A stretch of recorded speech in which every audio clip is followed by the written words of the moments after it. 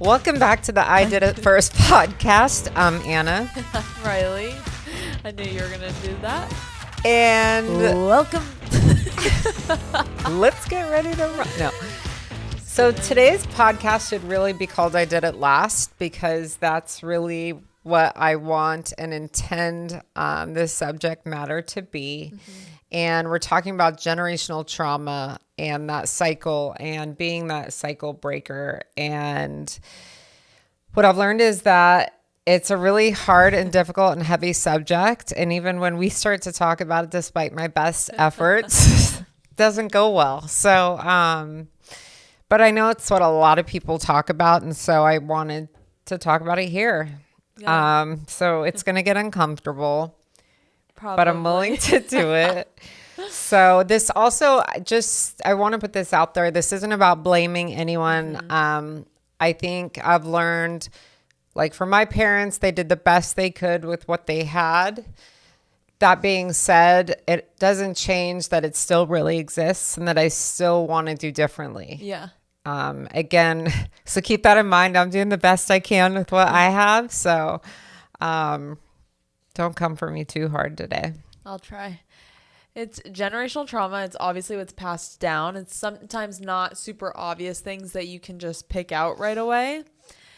And truthfully, obviously, I think you do a really great job at just being aware of the way you treat us. I was like bracing myself. Yeah, good. Brace for impact. I do think you do a really good job, and you're very intentional with how you parent. Also, to that being said, disclaimer.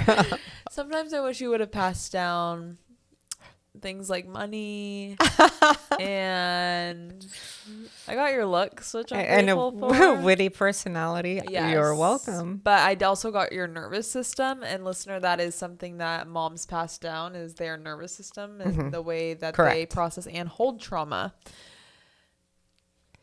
I know. I'm sorry. You got me spinning. But we're going to kind of dig into also like why that's so difficult, but also being the person that wants to break that cycle. And that for me is an everyday struggle. It's something that I catch myself, like I play through my head, even with the smallest conversations, that even when we fight, and there's moments where I'm trying so hard not to be or duplicate that behavior or repeat that behavior. That being said, I'm still fighting my own trauma. Yes. Okay, so it's not an excuse. It's just the truth. It is just the truth. And it is literally brick by brick, because I think, like you said, it is something that you have to be conscious about, and you have to actively participate in breaking that cycle. Yeah. And that is what we're diving into, is just being that person. And it's not easy. You're at times going to be made to feel like you're making the wrong decision. And we just want to let you know that we support this decision in breaking generational trauma. And we're just going to help pick out maybe what it is and some things that have happened. Yes, with stories. And so I think for me, and I'll just jump right in, it's so much of when I look back was based on survival mode and trying to break out of that even as an adult, and it's been really, really hard. And even want to blame myself for certain things, and it's like I can't, because I know better and I'm doing better. You are. So, one of the things that really resonates the most, I'll say, is just the anxiety and fear of like financial insecurity. And that is something that even in my adult life, even though I've done differently for myself, it's incredible how you cannot shake that fear and how you can't shake the uncertainty. Or sometimes I'll work as if like I'm concerned about my next paycheck, and here I am like trying to play catch up. It's crazy. And even though I'm in a significantly better place and I've created different habits, I can't get rid of that. And that's even plays to like going on a vacation. Like you're going crazy. You and Beckham trying to plan, all they want to do is go back to Portugal and visit family. And like part of me is struggling so much to like, God, that's a huge event. Like, is this a good idea? And it's, mind you, it wouldn't be a problem. It's not even that. It's just, I realize in trying to plan this, how incredibly difficult that is because of this trauma. And I think that fear and I've talked to some other people about it. Like, I mean, it's trying to get past that fear and remind myself, oh my gosh, things are different. I'm okay. It's really hard. I mean, one of the biggest things, and I've talked to you about this, and I used to have a lot of shame about it. And that's one thing you also pass down is the shame of that stuff. And, I watched my parents lose 2 houses, and that was incredibly difficult, like literally living in a hotel. And my concern and being consumed with making my home a stable place has been too much, to the point that I didn't even want to consider moving, because I'm like, no, we're here, we're stable, we're good. Set. Like to a major fault. Yes. Like, because I resisted change so much, because somehow I equated change with instability, even though it's not that at all. Yeah. Even if it was calculated and planned and you're prepared financially, somehow I still had in my mind that wasn't a choice, and it was forced, and it brings up a lot of feelings. And I feel like too, all you knew growing up was a stressful environment, so anything other than that seemed like that was a stressful environment, if that makes sense. Yeah, like I've gravitated to such a, I don't want to say boring place, but I've craved that that level of calm. Yes. To counteract, to the point where everyone's like, oh my gosh, let's be spontaneous and do something. And somehow I'm like, I start like, Rain Man, like doing the numbers. And I'm like, this is crazy. And I realize I have to keep reminding myself, like, healing is not linear. And it's okay for me to go through this and still partake in this stuff. Yeah. And I have leaned on you a lot, because I think you've helped me a lot. Like, I feel like your relationship with money is much better than mine. Like, I'm a person that isn't known for returning things.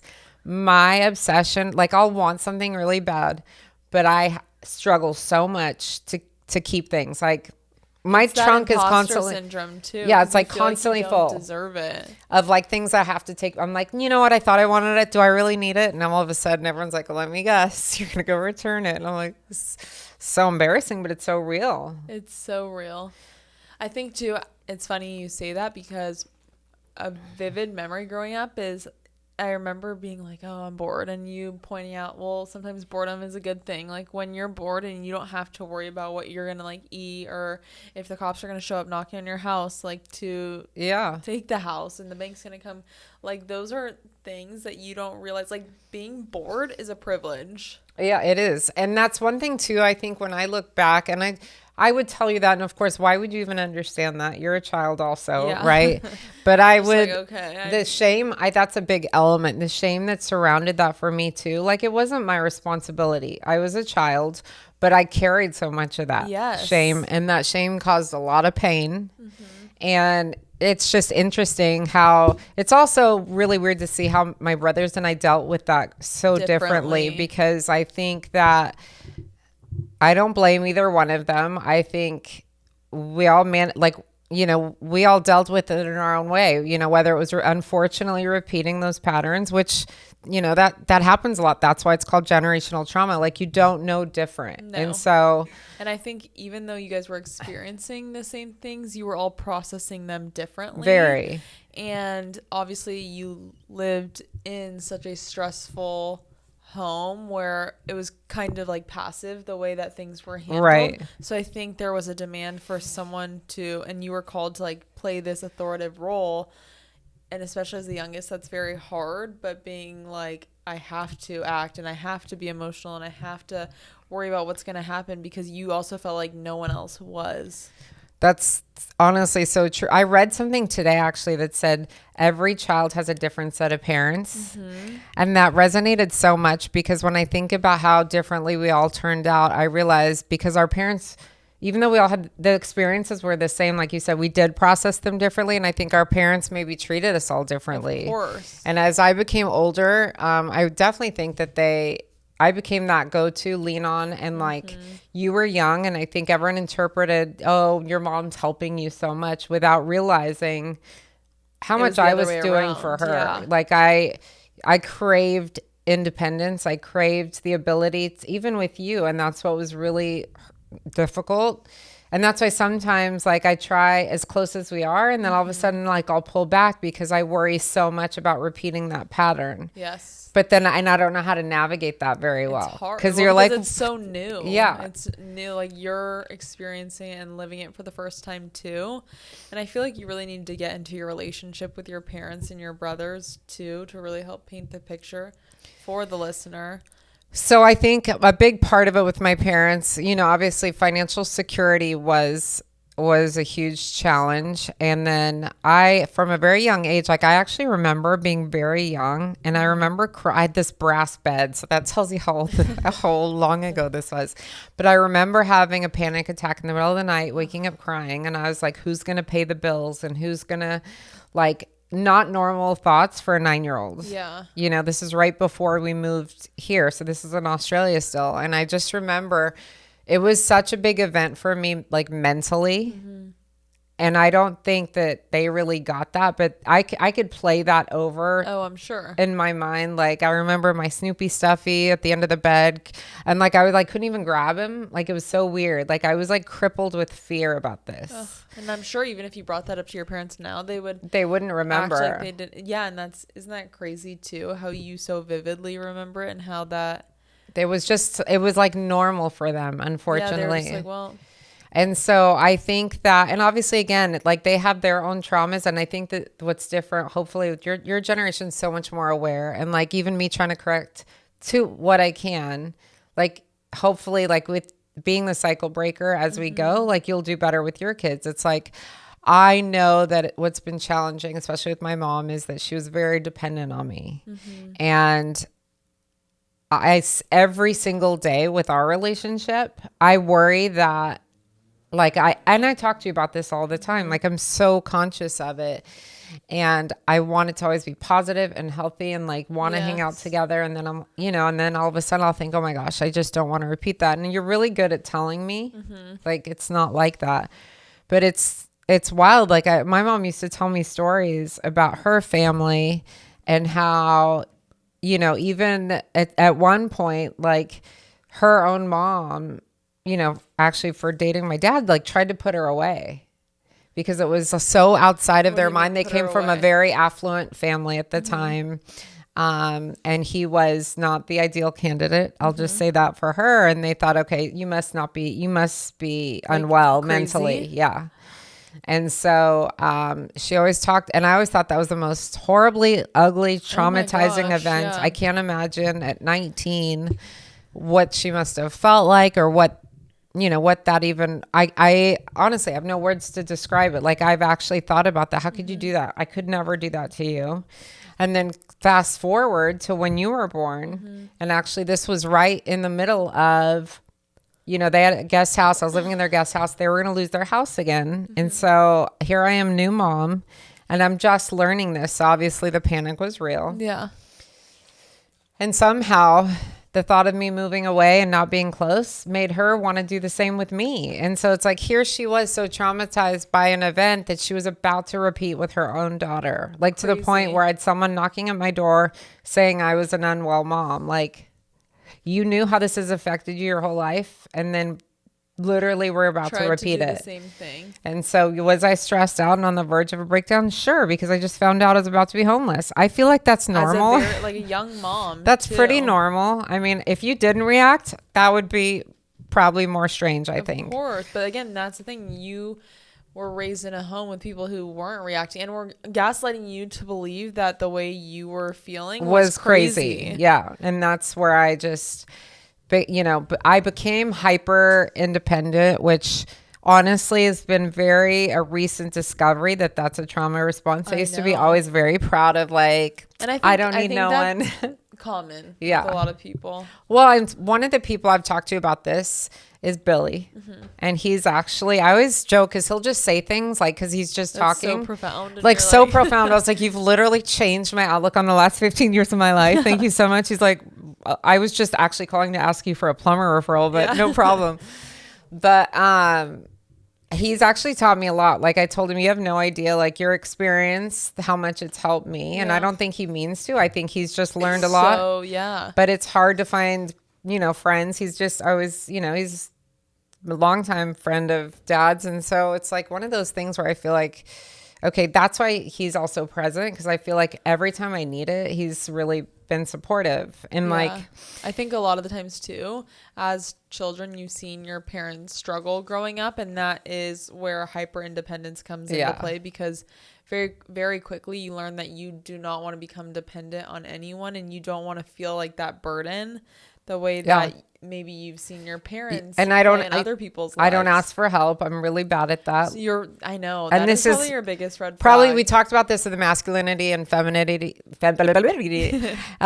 because this is where I don't think it's an intention as much as like, I can do it myself. This mindset goes way deeper than like, I don't want to be the girly girl that wants help. It's like, you know, that's where I'm trying to come around with that. But I think another aspect, and this is the not asking for help though, is, you know, having a parent that also made sickness an identity.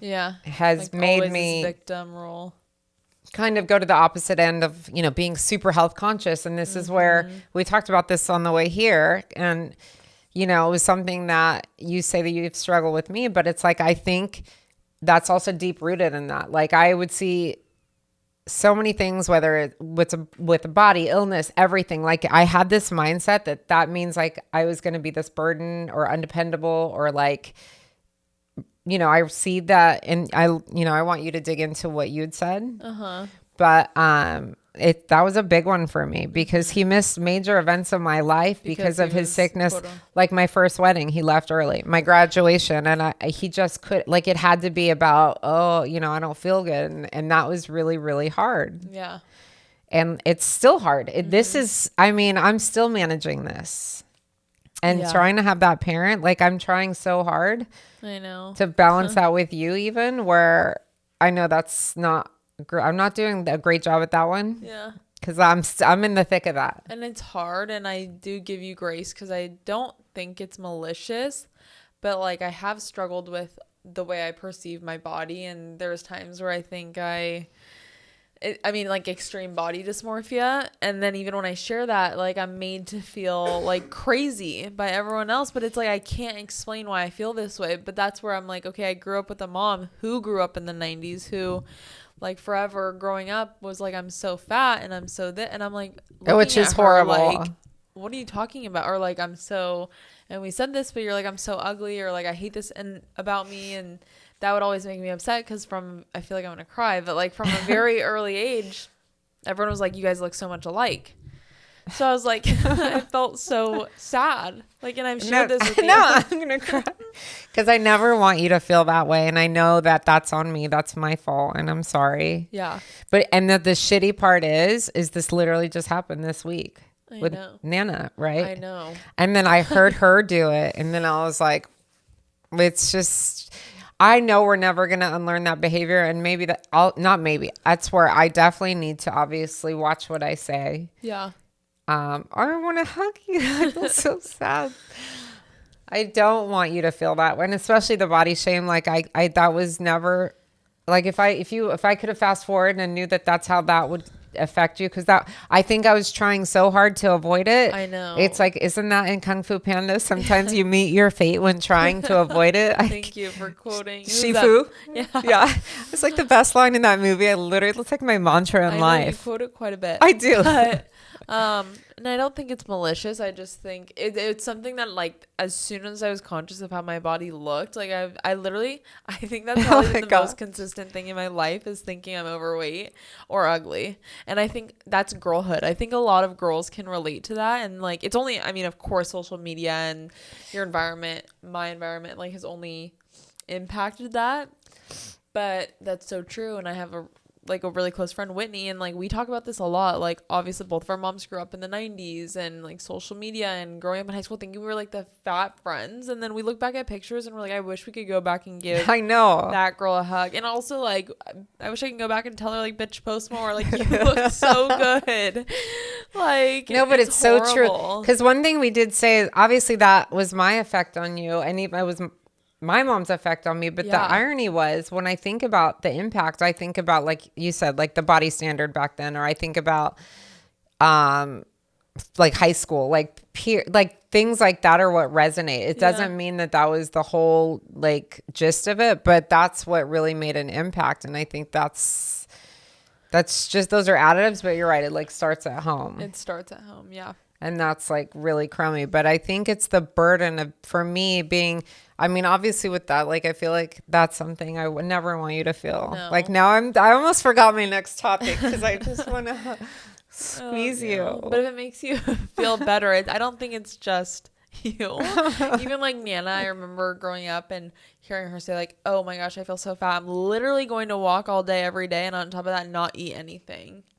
And then it's like, she would say that to you? I would hear her speak, not necessarily directly to me, but it's like kids are everywhere. They hear everything. Of course. I wasn't like an iPad baby. I wasn't just watching Miss Rachel yet. So it's like, I was so aware of my surroundings, and it is something every girl struggles with. And I'm not saying it in a way that's like, oh, I'm, Yeah, no, it's so real. And I feel like I shouldn't even have to defend that. But I will say too, over the past couple of years, you've set boundaries with your parents that I know have also been hard on you to set, because that's where you start to question, like, am I doing the right thing? Is this being that cycle breaker, like, obviously is not welcome behavior by any means. And you kind of become, through everyone else's eyes, like the black sheep or the harmful person. Yes. And it's like, I mean, again, to quote Billy, it's like treat them with love, compassion, and kindness, but you don't have to keep compromising yourself anymore. And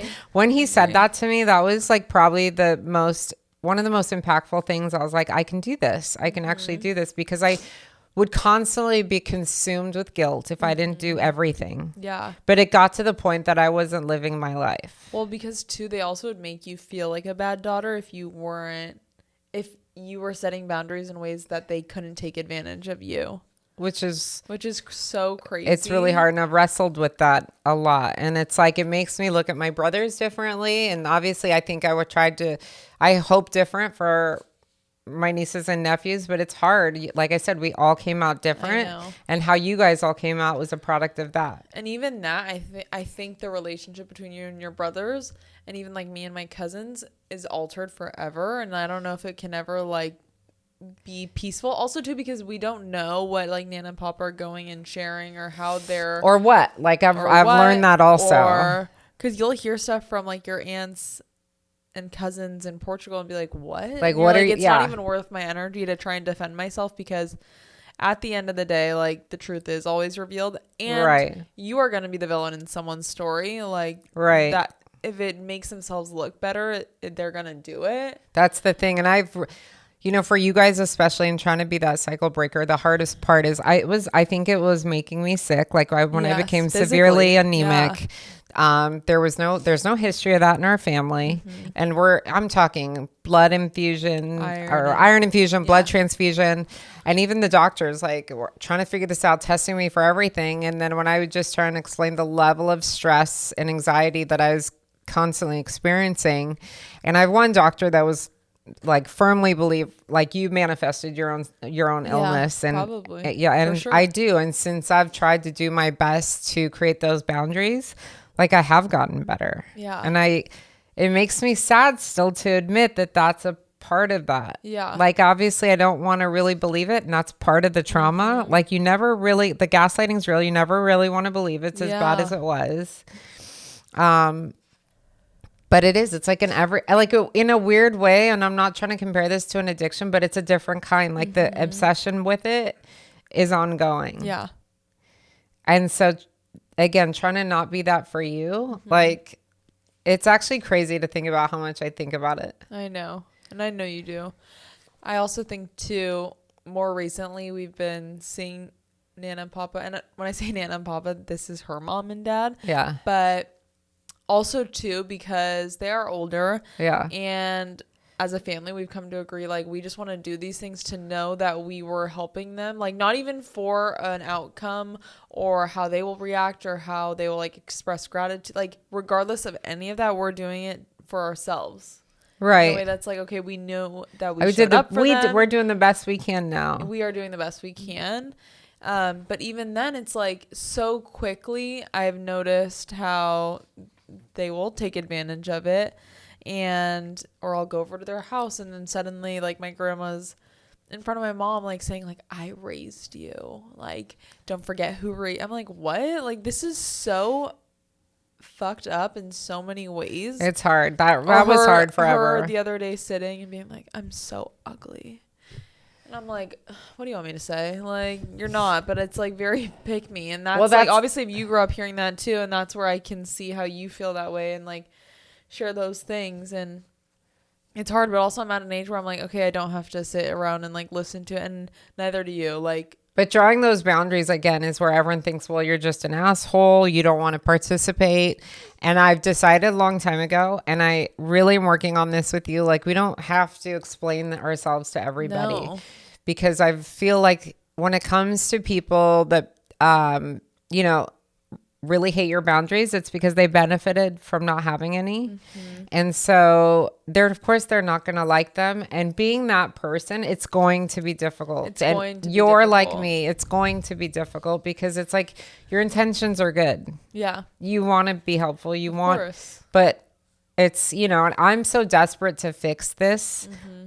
Especially because of you. Like, okay, you're going to have children in a few years. And my hope, no, I know, brace yourself, pause, is because I don't want this to go on. And not, this isn't to say it doesn't happen on, you said these are my parents, the other side of the family. Oh, of course. It's just, I've experienced it more. Or who you're dating. Like, I even see it with my boyfriend and how his family has affected him. And I'm like having to relearn things in your 20s, in your 30s, in your 40s, and so on and so on. It's like you're so used to something for a certain way, whether that's right or wrong. It's all you know.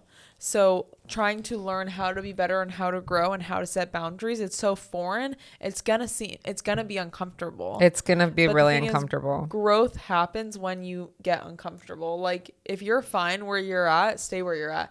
But the truth is, a lot of people do want to grow and become better versions of themselves, and that happens when you take a look at your environment and what's going on and who you surround yourself with and how you let people treat you. Yeah, but it's hard. Especially when you like, you can be with someone you love to death and then you think, I don't want to be this harsh and draw these boundaries. Yes. And then you kind of fall into the pattern of being taken advantage of or manipulated, because that's what a lot of these traumas is about, like manipulation to their benefit. Uh-huh. And it's like, that's why I'm so fierce to want to protect you guys. Mm-hmm. And like, sometimes it'll feel like I'm just I can hear it and it feels like, oh God, I'm just being so bossy, but it's just like, I just want to like insulate you. Yeah. So hard. I know. I'm like find wings. I know. But the truth is the pain didn't necessarily start with you, but the healing can, and it's not linear, and you have to go through these stages of different emotions and let yourself feel how you're feeling. Now, how you react, that's a different deal. Really sit. I always say I don't like to speak or act when I'm in an emotional mind state, because I can't take back like what my alter ego Bianca said or how she reacted to you guys haven't met Bianca. Bianca's nasty. She's a nasty hoe. She's a nasty hoe. Reminds me of Cat in the Hat. But you also have to find outlets and surround yourself with people that will support your decisions and want the best for you. And truthfully, I think that's why I work out so much. It's honestly more so for my mental health than anything else. And that is an outlet that works for me. Like if you can sit and meditate and journal, absolutely utilize that. I'm not good at that one, because when I sit still, like the drunk ADHD, monkeys start talking, and I really try to be. I think we don't play well prayer together. Works for me. It's like prayer works out for me.